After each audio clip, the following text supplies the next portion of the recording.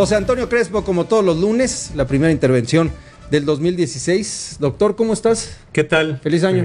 Igualmente, feliz año al auditorio también. Pues, ¿qué te parece este inicio de año en el estado de Morelos? Una situación convulsa, una situación muy delicada tras el asesinato de Gisela Mota, la presidenta municipal de Temisco, que estuvo en el cargo pues ni siquiera 24 horas, ¿no? Sí, ¿no? De inmediato entró y fue asesinada.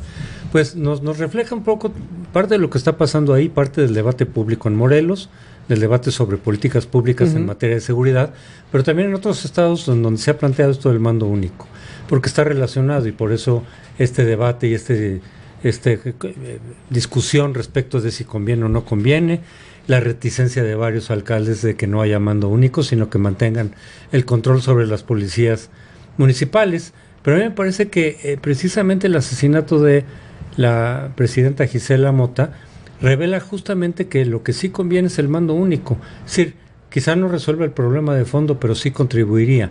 Porque cuando estás en una situación de guerra, en una situación bélica, que en este caso claramente lo estamos respecto del crimen organizado, lo procedente, lo racional es centralizar el poder, ni modo. Cuando hay una situación de conflagración, de riesgo, de alto riesgo, pues la democracia falla, el poder se tiene que descentralizar. Tiene que volverse a centralizar, porque descentralizado pierdes control, pierdes coherencia, pierdes coordinación y se eleva el riesgo de que, en este caso las policías municipales, los alcaldes, caigan en manos del enemigo, sean controlados o sean intimidados por el crimen organizado en este caso. Entonces, desde luego que los cárteles del crimen organizado no quieren el mando único porque a ellos les conviene mucho más enfrentarse a las policías municipales, pues las controlan. Que no se enfrentan, exacto, pues las controlan. Las pagan, están a su servicio. Entonces, pues, evidentemente para eso es mucho mejor. Y también directamente, digamos, la cooptación de los alcaldes, por eso también intervienen mucho en la cooptación, elección, subordinación o amago de los alcaldes que no les convienen para que renuncien o para que ni siquiera compitan, porque es la parte más frágil del sistema democrático, las presidencias municipales. Entonces, en la cuestión de las policías, pues claro que al crimen organizado le convienen, y por eso eventualmente pueden amagar e intimidar a alcaldes que eventualmente quieran aprobar o aceptar el mando único, porque el mando único ya les quita margen de acción, margen de maniobra al propio crimen organizado. Ya es más difícil penetrar, ya es más difícil controlar, es más difícil que esté ese mando único, esa policía unificada. Sí, le quitas posibilidad de negociación. Y de negociación, porque ya no negocias directamente con el alcalde, sino que la negociación tiene que ser más arriba, se complica. La coordinación de las propias policías a nivel estatal será mucho mejor y más fácil.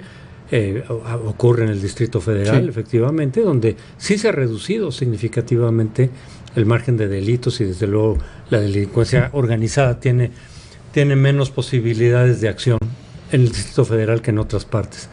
Pero precisamente cuando los alcaldes están defendiendo la policía municipal, pueden estar pensando en dos cosas, en principio. O en el control que ellos mismos tengan sobre la policía municipal para intereses particulares, es decir, por ejemplo, pues corrupción de las policías, multas, ¿cómo se llaman? La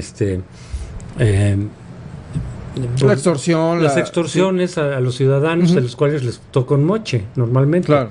A los presidentes municipales. Pueden estar permitiendo e incluso fomentando la extorsión las a simples ciudadanos. Mordidas, eso ya es una extorsión. Sí, pero normalmente de esas mordidas va un moche a los jefes, una comisión se va dividiendo. Y luego delegados o presidentes municipales. Entonces pueden haber intereses particulares o puede ser que estén intimidados o en conjunción con el crimen organizado para defender la autonomía de las policías municipales y su perseverancia.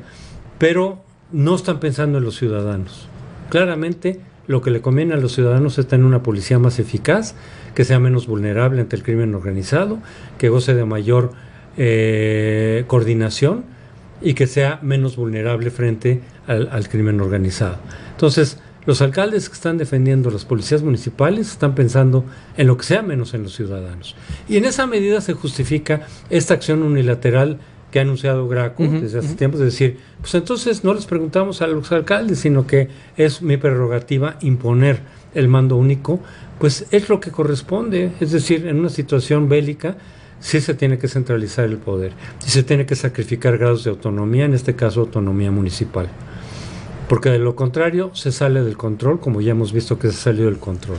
Habrá bien pensados que digan, un presidente municipal sin el poder de la fuerza pública, pues no tiene poder.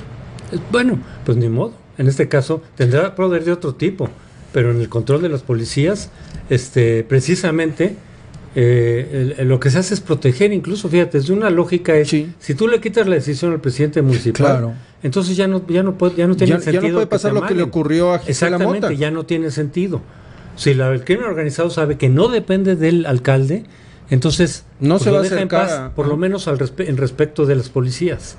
A lo mejor va a buscar el que le pongan a un secretario de obra pública, como sucede frecuentemente, o alguien que ayude a manejar, digamos, el comercio de la droga, pero por lo menos en las policías ya no tiene sentido estarlos intimidando, amagando a los policías. Y el tema de la seguridad es especialmente pues delicado, fundamental, ¿no? es fundamental, por supuesto. Si tú colocas la seguridad en un nivel mucho más protegido, pues el crimen organizado ya no puede actuar. Ahora, ¿valdría la pena modificar los términos de del Pacto Federal? Pues yo creo que para que no solamente ocurra en casos de emergencia, ¿no? Sino ya de manera más permanente. Yo creo que sí, yo creo que el federalismo se justifica menos cuando estás en una situación como la que tenemos ahora, de alta vulnerabilidad, de alta penetración, de alta corrupción respecto al crimen organizado.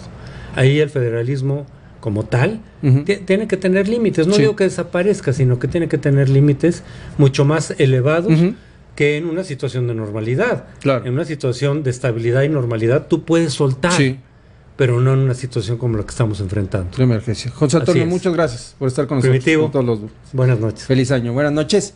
Pausa, volvemos.